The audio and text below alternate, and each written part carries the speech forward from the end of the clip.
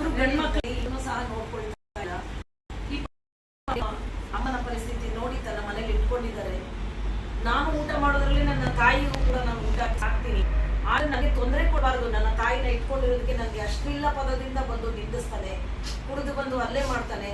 ಇಬ್ರು ಗಂಡ್ಮಕ್ಳು ನಮ್ಮ ತಾಯಿ ಎತ್ತು ಏನೂ ನೋಡ್ತಾರೆ. ಯೋಗಕ್ಷೇಮ ನಾನು ನೋಡ್ಕೊಡಿಲ್ಲ, ನನಗೆ ಆರೋಗ್ಯ ಕೊಡ್ಲಿಂತ ಆಕೆ ಮಗಳ ಅಳಲು ನಾನು ನ್ಯಾಯಸ್ತೀನಿ, ನೊಂದ್ಕೋಬೇಡಿ, ನಾನಿದ್ದೀನಿ.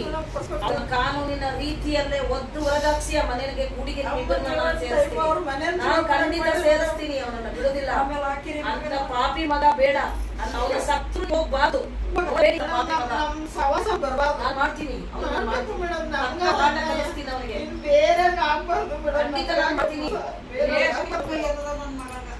ನಾನು ಇದ್ದೀನಿ ಬಿಡಿ ಅಮ್ಮ, ಮಿಕ್ಕಿದ್ ನಾನು ಬಿಡಿ. ಆದ್ರೆ ನೀವು ಯಾವತ್ತು ಹೋಗ್ಬೇಡಿ, ನಿಮ್ಮನ್ನ ಸಾಯಿಸ್ಬಿಡ್ತಾರೆ ಆ ಮನೆಗೆ ಹೋದ್ರೆ. ನೀವು ಹೋಗ್ಬೇಡಿ.